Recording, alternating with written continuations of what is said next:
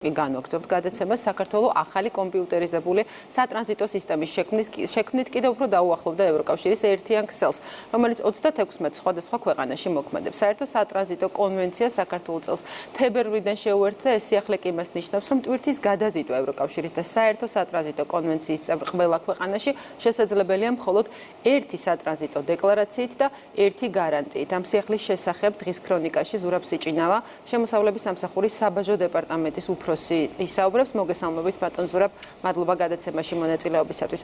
მართალია რამდენიმე კვირა არის ეს სიახლე ამოქმედებული, მაგრამ კიდევ ერთხელ რომ განმარტოთ, რას ნიშნავს ეს ახალი კომპიუტერიზებული სატრანზიტო სისტემა, რას გულისხმობს საქონლით ვაჭრობის ფორმალობების გამარტივების კონვენცია და რაც თავარია, რა შესაძლებლობაა როგორც ქვეყნის, ასევე ბიზნეს სუბიექტებისთვის. მოგესალმებით ნათია, მივესალმებით თქვენს მაყურებელს.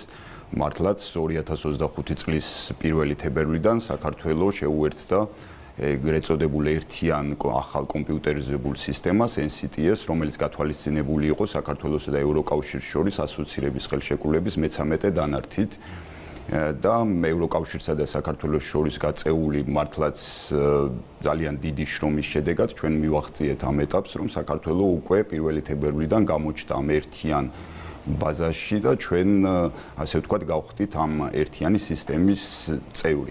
ამას რა თქმა უნდა ძალიან დიდი წინა პერიოდი ქონდა, ეს ჩვენ დავიწყეთ დაახლოებით 2018 წლიდან ამ სისტემაზე შეერთება. აქ იყო უამრავი ნაბიჯი გადასადგმელი, როგორც კანონმდებლობის კუთხით, კანონმდებლობის მიახლოვება ევროკავშირის კანონმდებლობასთან, ასევე მთლიანად გადაიწერა ახალი სისტემა, ახალი პროგრამა შეიქმნა ამისთვის. და ეს ყველაფერი თავსებადი უნდა ყოფილიყო კონვენციის წევრ 36 ქვეყანასთან. შესაბამისად, ჩვენ ეს ეტაპები გავიარეთ, მათ შორის ჩამოვიდა ევროკავშირის კომისია შესაბამისი, რომლებმაც მოახდინეს მონიტორინგი, ჩვენ თავსებადობასთან, ასე ვთქვათ, რამდენად ჰარმონიზებული ვიყავით ევროკავშირის სისტემებთან, აქ იყო უსაფრთხოების ნაწილი, აქ იყო კანონმდებლობის ნაწილი, ჩვენი თანამშრომლობის გადამზადების კომპონენტი და ყველა ამ შედეგის შესაბამისად მათ მიიღეს გადაწყვეტილება, რომ ჩვენ მივერთებოდით ამ სისტემას და კიდევ ერთხელ მინდა მიულოცო საბაჟო დეპარტამენტს თელ ქვეყანას, რომ გავხდით ამ ერთიანი სატრანზიტო სისტემის წევრი. კი ბატონო, ეს არის რა გზაც გაიარა აქამდე, ხომ? საქართველოს ამ სისტემის ასამოქმედებლად. ეხლა რაც თავარია, რა მიმზიდველობას ანიჭებს ეს ქვეყანა საქართველოს როგორც სახელმწიფოს და რაც თავარია ბიზნეს სუბიექტებს და რამდენად მარტივია მათთვის პროცედურები. დიახ, ანუ საქართველოსთვის ეს და ჩვენ თვლით, რომ საბაჟო ადმინისტრაციისთვის, საქართველოს საბაჟო ადმინისტრაციისთვის და მთლიანად ქვეყნისთვის ეს არის ახალი შესაძლებლობების პანჯარა, ერთგვარი საეტაპო მოვლენა ჩვენი ადმინისტრაციისთვის, რომელმაც შევძელით, რომ გავხდარიყავით ამ ერთიანი სისტემის წევრი. ეს, რა თქმა უნდა, ჩვენ ბიზნეს ოპერატორებს, ტრანზიტში ჩართულ პირებს და დაინტერესებულ პირებს ანიჭებს გარკვეულ და ბევრ უპირატესობას და ბევრ ბენეფიტს, რაც გულისხმობს შემდეგს, რომ მაგალითად ჩვენ ქვეყანაში უკვე გაცემული ერთი გარანტიით და ერთი საბაჟო დეკლარაციით, საქართველოს საბაჟო ადმინისტრაციაში წარდგენილი ერთი დეკლარაციით უკვე ტვირთებს შეუძლიათ შეუფერხებლად იმოძრაონ კონვენციის წევრ სახელმწიფოებში, რაც აქამდე რა თქმა უნდა არ ხდებოდა და ეს ჩვენ ფუნქციას, ასე ვთქვათ, ჩვენ მთელი ქვეყანა, მთელი სახელმწიფო სტრუქტურები დაინტერესებული ვართ, რომ ჩვენი დერეფანი გახდეს უფრო მიმზიდველი და ეს არის ერთგვარი, ასე ვთქვათ, ახალი ფუნქციის შეძენა, როდესაც ჩვენ ქვეყანაზე გამოვალი ტვირთები საქართველოში დაბეჭდილი ერთი დეკლარაციით აბსოლუტურად შეუფერხებლად შეძლებენ ტვირთების გადაზიდვას ევროკავშირის წევრ ქვეყნებში, ბრიტანეთში და კონვენციის წევრ სხვა სახელმწიფოებში. ეს მოხდება, რა თქმა უნდა, ეს ინფორმაცია იცვლება ონლაინ რეჟიმში, ხდება წინასწარ ინფორმირება თუ რა ტვირთი, რა წონით, რა ღირებულებით მიემართება ევროკავშირისკენ თუ სხვა წევრი სახელმწიფოებისკენ და შესაბამისად ის ქვეყნებიც უქმნიან გამარტივებულ პროცედურებს ამ ტვირთების გადაადგილებას. ანუ გამარტივებული პროცედურა და ამ დეკლარაციის ქონა არ ნიშნავს აბსოლუტურად შეუმოწმებლად და შეუფერხებლად მოძრაობას, ხო? უბრალოდ მინიმუმამდე დახავს. რა თქმა უნდა, ყველა ქვეყანას რჩება ლეგიტიმური უფლება, რომ გარკვეული შემოწმება განახორციელოს, თუმცა, როდესაც წინასწარ აქვთ მათ ინფორმაცია ტვირთის შესახებ, შესაბამისად უფრო მარტივდება და ზოგიერთ ქვეყანას საერთოდ ცალკე გასასვლელებიც კი აქვთ ამ ტვირთების შეუფერხებლად მიღებისთვის. მეცაც გეტყვით, ჩვენ კიდევ დამატებით მივიღეთ სპეციალური ლუქები შევქმენით ამ ეგრეთ წოდებული NCTS-ის ტვირთებისთვის, ლურჯი ფერის ლუქები, რომელიც ვიზუალურადაც აღქმაც ხდის, რომ ეს ტვირთები მიემგზავრება NCTS-ის დეკლარაციით. შესაბამისად, მას უკვე ეს არის დაზღვეული ტვირთები და შესაბამისად უკვე ყოველგვარი დამატებითი პროცედურები, დამატებითი საბაჟო ფორმალობები აღარ უწევს ამ სუბიექტებს რო განახორციელონ სხვა ქვეყანაში. აი თუ ავიღებთ მაგალითად წინა პერიოდში როგორ ხდებოდა, ხო ალბათ მაყურებლისთვის საინტერესო იქნება რომ რა ხდებოდა წინა პერიოდში და რა შედარება, დიახ, რომ რა შეიცვალა ამ ეტაპზე.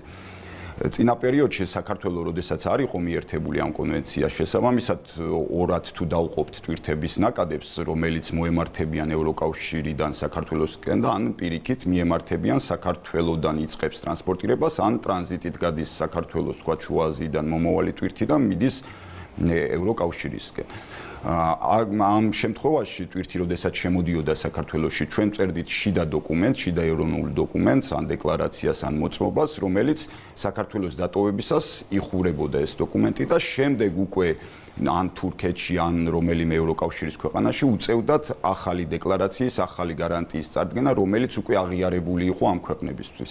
ეხა ეს ყველაფერი მოიხსნა და გადმოინაცვლა საქართველოს მიმართულებით. ანუ უკვე ჩვენი დაბეჭდილი ერთი დეკლარაციით, ჩვენი გარანტიით, საქართველოში გაცემული ერთი გარანტიით, ეს ტვირთებს აღარ უწევთ სხვა ქვეყნებში შეჩერება, იქ რაღაც დაქირავება, სხვადასხვა საბროკერო კომპანიების საბაჟო ფორმალობების გავლა და უკვე ჩვენი გაცემული დეკლარაციით შეუფერხებლად ჩავატვირთი გერმანიაში, იქნება საფრანგეთში, ბრიტანეთში, თურქეთში თუ ასე შემდეგ. ანალოგიურად პირიქითაც. დიახ, თითქმის 2 თვე შესრულდება, ხომ, რაც ეს სისტემა ამოქმედა, აი რომ შევაჯამოთ, აი ამან რა შედეგი აჩვენა, რამდენად გახდა საქართველოს უფრო მიმზიდველი ტრანზიტული ტვირთებისთვის და რა სამუშაოები გრძელდება იმისათვის, რომ აი ამ სისტემის უპირატესობა სრულად იქნას ათვისებული.